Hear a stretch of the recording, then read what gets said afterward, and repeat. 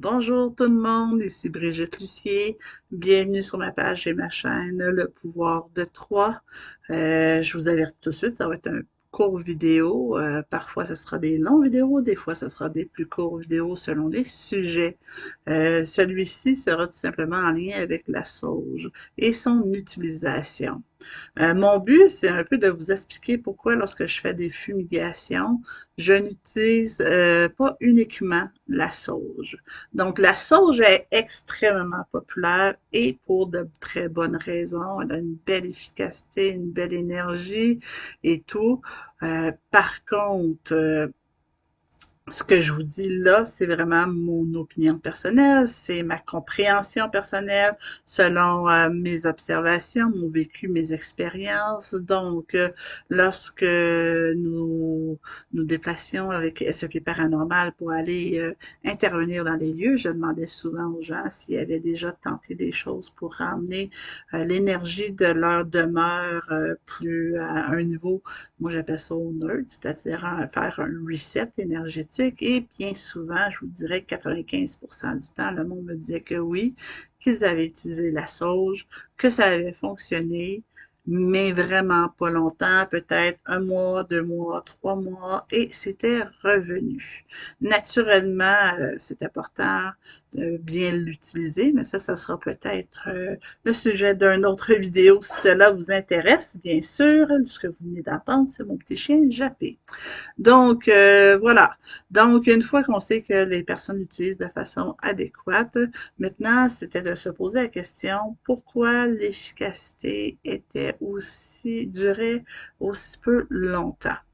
Moi, je suis une ancienne infirmière et je vous dirais que euh, ma compréhension personnelle, c'est pareil comme une personne qui utilise énormément d'antibiotiques, on va dire qu'elle va devenir résistante à cet antibiotique-là. Donc, l'antibiotique, lorsqu'on la réutilise une autre fois, a beaucoup moins d'efficacité.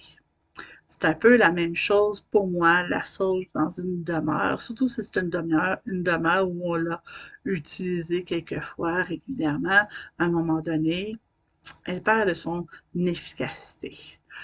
Faut savoir que peu importe les encens, herbes, résines qu'on va utiliser pour la fumigation, euh, ils ont tous et toutes des vibrations propres à eux. Donc, on dépose dans le lieu une vibration différente. Certaines sont plus reconnues que d'autres pour la purification, libération d'un lieu, mais dites-vous que une résine ou une herbe qui est associée à avoir une vibration plus de la joie, du bonheur, mais lorsqu'on la met dans un lieu, même si elle n'est pas identifiée comme purificatrice ou nettoyante ou libératrice, elle va augmenter d'une manière ou d'une autre la vibration de l'endroit.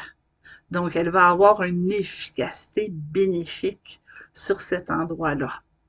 Donc, tout est une question d'énergie. Maintenant, pourquoi ne pas utiliser seulement la sauge? Comme je vous ai dit, je remarquais par l'observation, expérience et tout que l'efficacité était moindre, mais que si on ajoutait différentes herbes ou résines, là, on allait vraiment atteindre une efficacité beaucoup plus maximale. Pourquoi? Chaque ingrédient, encens, résine que j'ajoute dans mon mélange a une vibration propre à eux. Donc, je m'assure d'aller déposer dans mon lieu différents niveaux vibratoires. Je vais aller atteindre différents niveaux vibratoires dans mon endroit, dans mon espace, dans l'énergie de l'objet que je veux purifier ou l'énergie d'une personne. Donc, j'augmente mes chances d'efficacité.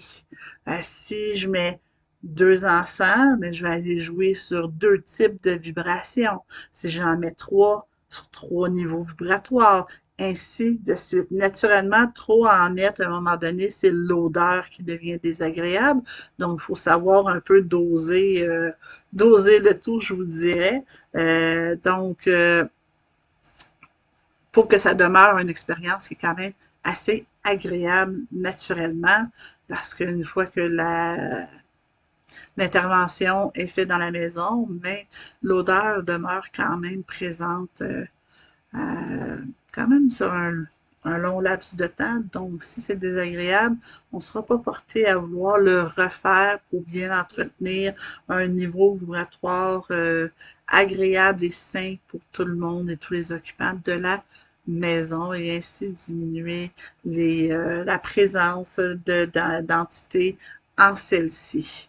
Donc, c'est pour ça que moi, j'utilise différents ingrédients lors de ma fumigation. Je vous dirais aussi que selon la méthode que vous allez le faire, la manière que vous allez intervenir, vous pouvez choisir des résines ou des herbes.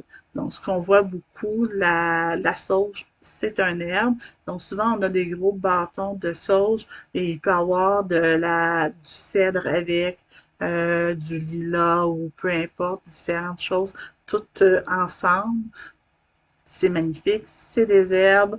On l'utilise de cette façon-là. Si on l'utilise comme moi, je l'utilise avec un coquillage, un charbon chauffé, je dépose mes résines dessus, mais c'est principalement des résines que je vais mettre dans mon mélange parce que ça fond et si j'utilise des herbes, ça va calciner sur mon charbon et ça va sentir très mauvais.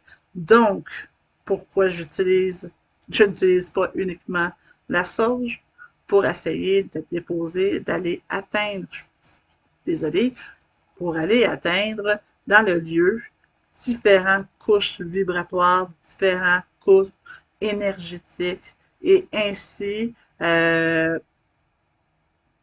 je pourrais dire ça, déranger les différentes entités possiblement présentes dans le lieu qui correspond à ces énergies-là.